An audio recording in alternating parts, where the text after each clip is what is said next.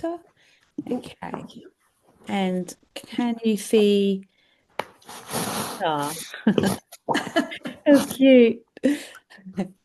Okay, so you can see the screen in full right That's now. right. Right, perfect. Okay, and Phil, actually, let me mute you just so, yeah, that's all good. Okay, lovely. We'll speak after. Right, so today is all about the hormone-friendly blueprint. A lot of it will be kind of fat loss relevant as well, but it's also just health relevant in general. So there's a bit of both. So I'm stripping away all the fads and giving you the physiology. So no detoxes, no magic foods, no TikTok hacks, anything like that. Just what actually changes for women over 30, 40, 50s and plus, and what doesn't. And the simplest way to support hormones while not only losing fat, but just feeling better, feeling at your optimum. There's quite a few slides today, but hopefully it won't be too long for you. Get this back up. Okay, so why this matters. So with hormones, they affect your appetite, your energy levels, your cravings, mood, stress, sleep, and recovery. So all the things that influence our behaviors, and that is the main link between hormones and our behaviors here. So hormones don't stop fat loss, they don't override calories, but they do shape how easy or how hard it feels to stick to a plan. And again, going back to behaviors. So when you understand that, you stop blaming yourself and you can start working with your body instead of fighting it. So yeah, it's all about understanding the basics, which is going to help here. So what actually changes? So there's a lot of fear mongering online, which can just confuse women so much, and just you're just not really sure what's really going on with our hormones, and we start blaming our hormones for all kinds of things. So let's get clear on what actually changes. So from this is from your 30s into your 40s mainly, but obviously this will also be 50s, 60s and beyond. But this is where it kind of starts. So gradual decline in estrogen and progesterone. So they become more variable and you naturally lose a bit more muscle each year unless you strength train. So that's why we really focus on strength training a lot. You become more reactive to stress and sleep becomes more fragile. So, yeah, just know that these aren't catastrophes. They just mean the basics like, matter more. Um, and we need more structure. That's the main thing here. Right, so why estrogen matters. So estrogen, it does way more than reproductive stuff. It affects your appetite, your blood sugar control, your fat distribution, and your mood. And as it drops, or fluctuates, you might notice that you gain weight easier. So that's why, women tend to say as they age, they gain weight easier. That's because of the drop in estrogen. It's not to blame completely. Obviously, it goes hand in hand with a lot of women being less active as they age as well. But yeah, with the drop in estrogen, you also get stronger cravings, you get dips in mood, and just know that you're not imagining it, but it doesn't mean fat loss isn't impossible. It just means your system it's more sensitive, so consistency really beats these kind of extreme diets that a lot of people talk about online, and we need a better strategy here. And then talking about progesterone next. So progesterone, it does have a nice calming effect on the body, but it does impact our body temperature, our sleep, and recovery as well. So if during your period, the luteal phase, the second half of your period from days 14 to 28, progesterone does rise, which means it increases your body temperature slightly, so your sleep can get affected. So it's not as as like a good quality sleep, which can create higher hunger hormones, which equal more cravings. So just notice, during a period, this can be happening in the second half of the menstrual cycle. Just be aware of it. I think it's always good just to be aware, even if it doesn't affect you that much. You might realize it's why you're craving more at that time of the month. Um, so yeah, it's just physiology. It's not you being hormonal in the kind of emotional sense. It just is what it is with your body. And when you start to understand that, you can start to plan a lot better. And then we've got cortisol next, which is the hidden disruptor. So cortisol isn't necessarily bad. It's a normal stress hormone and it's good for us to have some cortisol in the body. But the problem is when it becomes elevated chronically. And that usually comes from a combination of poor sleep, life stress, extreme dieting, high intensity training too often. It's not like HIIT training isn't bad. It's when you do it too often, it does create more cortisol in the body, but it's still an amazing exercise to do. So yeah, just know this doesn't directly cause fat gain, having high cortisol, but the repercussions of it can, which, it's going to make you feel hungrier, more tired, more like snacking, and less recovered. So, of course, your cravings are going to be higher when your cortisol is chronically high. And this indirectly affects your choices and behaviors, again, as I mentioned before. So, that's the real link with cortisol here. So you really just want to try your best to keep yourself nice and calm, regulate your nervous system, and there are different ways we can do that through, meditation, having baths, the normal ways. I'm not going to go through all of them, but controlling it in a way that's right for you. So let's look into what actually supports hormones here, without any of these fads. So we'll keep it basic. I've got a few habits here. So habit number one is just ha eating adequate amount of dietary fat. So ideally 25 to 30% of calories. I find that most of us eat a healthy amount of fat anyway. So you should all be quite good at this. And looking at your food diaries, you're all pretty good at getting your fat in. So yeah, fat and cholesterol, they are the building blocks for our sex hormones. It's not the enemy, fat is essential. And when fat is too low, you see a poor mood, low energy, worse recovery, and even disrupted cycles. So you don't need to overthink it. Just include fats, during the day, equally spread out kind of thing. So, cook with coconut oil or drizzle olive oil over a salad, have some nuts as a snack. There's different ways here. What you should not do is, people are putting coconut oil in coffee and things like that and saying that it's fat burning, but don't do that. There's no evidence to support that. And again, it's just one of them fads online, unfortunately. All right, habit number two. You've heard me bang on about protein so much. You know this already. The aim is ultimately 25 to 35 grams per meal. Um, with every meal. If you are over 50, the sweet spot is 30 to 40 grams per meal. That is optimal. But if you can't hit that, it's not the be all and end all. Just even increasing your protein from what you had before will definitely help, and you'll feel a difference as well. Muscle protects your metabolism, so we really do need to be eating protein. Obviously, strength training is coming up next as a habit, but you'll probably get more bang for your buck with strength training rather than just eating protein. But yeah, protein is one of the biggest needle movers for all women, especially in their 30s and plus. Yeah, here we go. Strength training, the big one.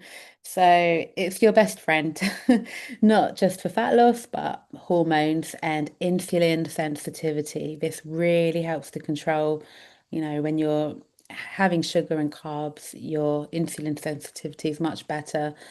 So it's controlling, your fat fluctuations a lot better than you would if you didn't strength train.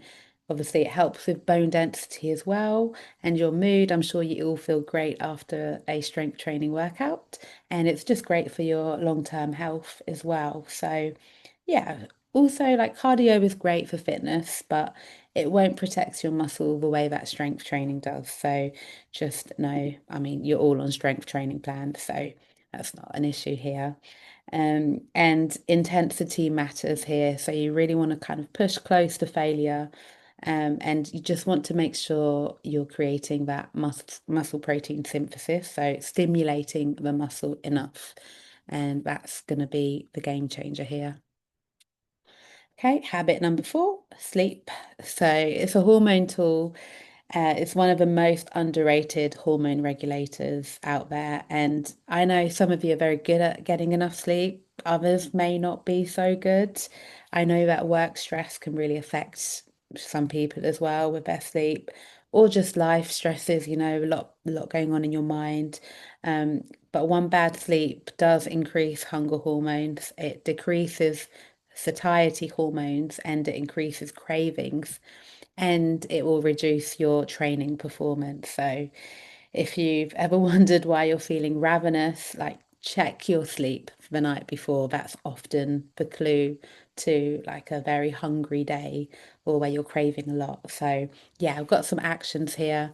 Try to wind down by 8 to 9 o'clock. I mean, I don't do this myself, I must admit, but I'm trying, I'm getting better, but try and kind of at least get ready for bed between 10 and 10:30. No scrolling in bed. Again, I'm not the best at doing this. I hold my hands up. Sometimes I do, but sometimes I'm like, no, let's put the phone on airplane mode and put it away. And in the morning, it's great to obviously open your curtains. I'm sure you all do that. Open your blinds. What is better is if you can get out for an early morning walk once the sun's risen and you get that hit of morning light exposure first thing. That would be ideal, but obviously it's not practical for everyone. But on the weekends, maybe it's something you might want to think about doing. Okay, so habit number five is fiber. I've spoken about fiber before, but yeah, it does improve your gut health. It plays a role in metabolizing estrogen as well, and it also stabilizes your blood sugar, prevents energy crashes, and helps with appetite. So you don't need any of these kind of green powders marketed as like hormone detox. There's so many out there. You just need the basics. You just need fruit, veg, things like oats, beans, lentils, potatoes, anything with high fiber. What's quite good is to kind of Google a list of like highest fiber vegetables and kind of like aim for like a couple of the higher ones. I know like artichoke, so quite a random vegetable, but artichoke's like up there with the highest amount of fiber per gram in that veg. And just greens in general and cruciferous vegetables like cabbage and cauliflower as well. So all the yummy, nice vegetables. And habit number six. The last one is consistency, being consistent in training and having consistent eating patterns. So, not having crazy extremes. Hormones respond way better to stability. So, when you swing between low calorie weekdays and all out blowout kind of weekends of high calories or intense training followed by complete burnout, then the body does feel stressed and the hormones are going to feel a bit messed up because of it. So yeah, having a consistent routine keeps hunger, mood, and sleep far more stable. I know consistency isn't necessarily sexy, but it does work, and that's just what we need. So we all want to be little consistent workers, just doing the things we need to do. And you all are, for the most part, you're very consistent. So I'm proud of you all for that. Okay, just to touch on, so everything that I've just spoken about is relevant to women over 50 and beyond, but These are just slight tweaks for women over 50. So like I mentioned earlier, with protein, the needs do increase with that. So if you can aim for higher, I know it's difficult, especially if you are vegetarian. You kind of think, how much more protein can I fit into this meal? But again, just try your best to get that up as much as you can. The biggest changes when you are over 50 comes from lower estrogen, which means lower muscle protective effect, essentially. Um, so with strength training as well, it's your number one tool. Um, we're already doing it. So, 2 to 3 full body sessions per week. And again, close to failure. Make sure you have enough recovery days. So resting enough. Again, really good sleep is the game changer here. And then just walking more. I know we all go on our walks and we're very good, so don't need to say much more about that. But yeah, neat is very, very good. Moderate calorie deficit. Again, whether fat loss might not be your goal. If it's just gaining muscle and strength, then again, it's more about focusing on the protein rather than eating less calories than what your body needs. But yeah, we'll keep it nice and steady. And just know that alcohol does hit harder at that age. So, again, just make sure you're not overdoing it with alcohol, especially this time of year. And yeah, just know that again, sleep is going to be the main thing. Keep it mindful and strategic. So yeah, many women over 50 absolutely thrive. So it's all about structure and having knowledge, which is going to help you create better choices. Okay, so moving on. Hormone friendly fat loss strategy. So I know you're not all here for fat loss, but it's good to know. I'll just glaze over a couple of these slides. So yeah, it's not about being extreme. We don't want an aggressive fat loss deficit or calorie deficit for fat loss. It's not going to do our hormones any good. So we'll make it more sustainable, a lower deficit, sorry, a moderate deficit. And yeah, just approach it sensibly. We're looking at being in this for the long haul, and it's all about sustainability and keeping it up. Um, just know, during your menstrual cycle, the luteal phase adjustment. So, as I mentioned earlier, the second half of your menstrual cycle from day 14 to 28, um, you will feel hungrier, cravings will increase. So, we could plan, if you struggle with this, let me know, and we can plan to add in, a couple hundred more calories if this helps, rather than you going on all out binges. I know I've gone on binges in the past where I've noticed my cravings have gone up, and yeah, this is just a better approach to kind of stop that guilt spiral. Again, like prioritize sleep and choose high volume foods with plenty of veg so you feel like you're fuller, you know. So we'll just move on to perimenopause adjustments here.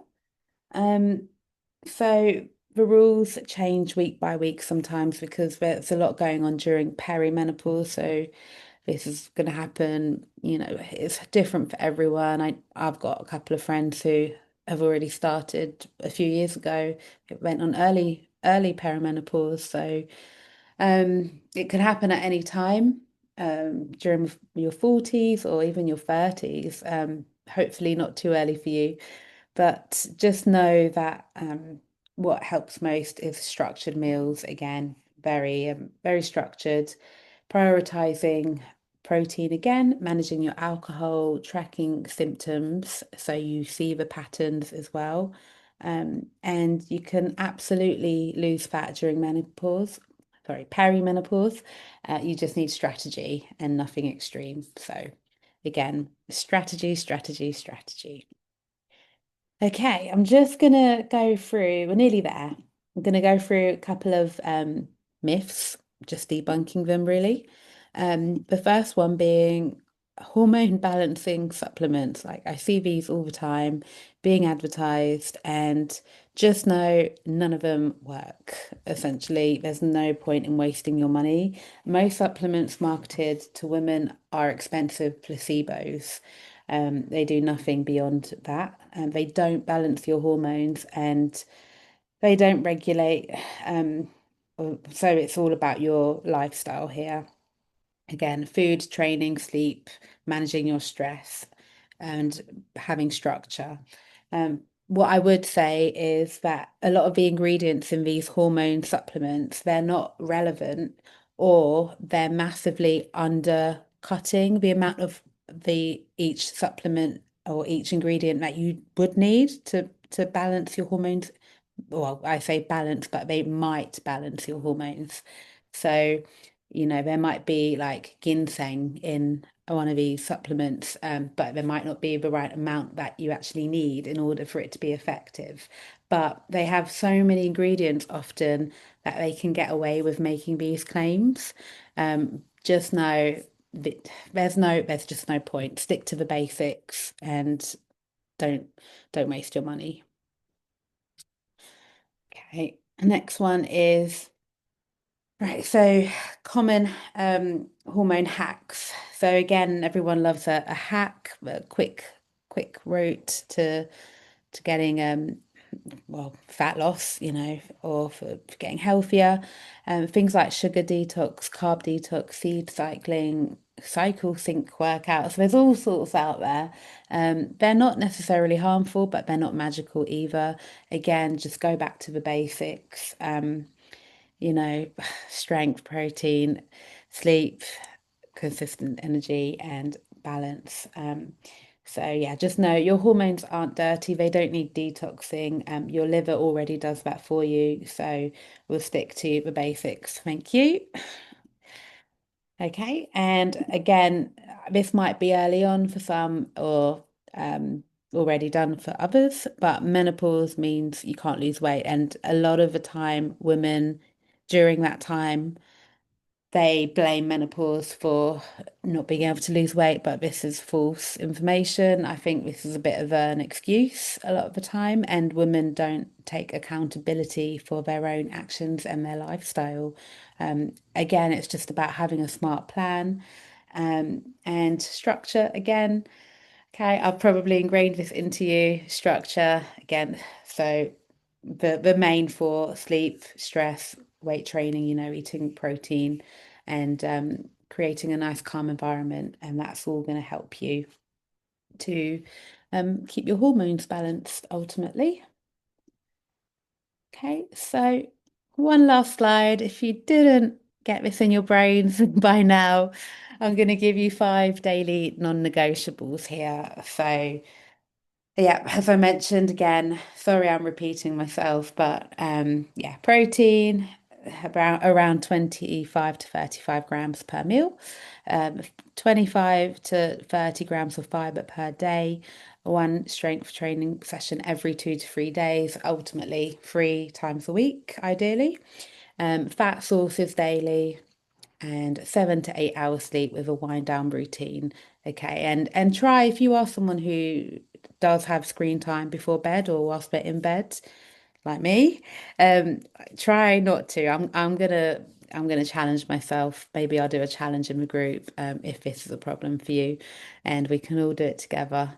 Yeah, so just really remember these are your main 5 hormone supporting behaviors that make fat loss and just feeling more energized and feeling healthier. They make it a whole lot easier. Okay, so if you can nail these 80% of the time, your body will work with you instead of against you. And that is it. Okay. All right, let's take it to the questions. Let me stop sharing my screen. Okay. All good. Any questions, Kashmira? Oh, hang on, you're muted.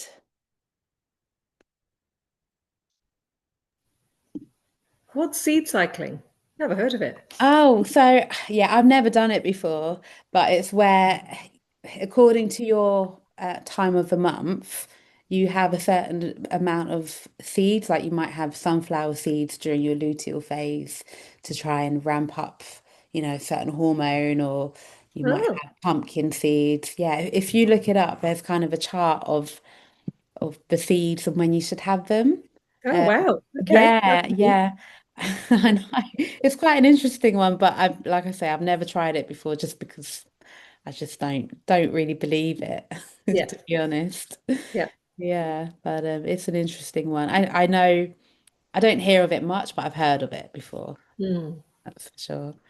Yeah, I Um, think going because I think when I spoke to you before I started all this, I was like, oh, because I'm in, I have gone through menopause and everything. So, and it was yeah. like, why do I have, the menobelly and, and all of that kind of stuff. And like now I'm like thinking, I suppose I didn't actually change my habits that much as I Mm, was aging. And so, um, maybe it is sort of like I just blame the menopause and my hormones and all yeah. that kind of stuff. And maybe I should have paid more attention to how to kind of change my habits. Yeah, yeah, I think it's a big thing. A lot of women like because this is like almost like a whole other world, isn't it? Once you get into this realm, Yeah, but it makes sense, and it is just the basics at the end of the day. But a lot of women kind of don't think about it, or they're surrounded by friends and family that aren't doing it as well. It's just the norm to not do this stuff. yeah,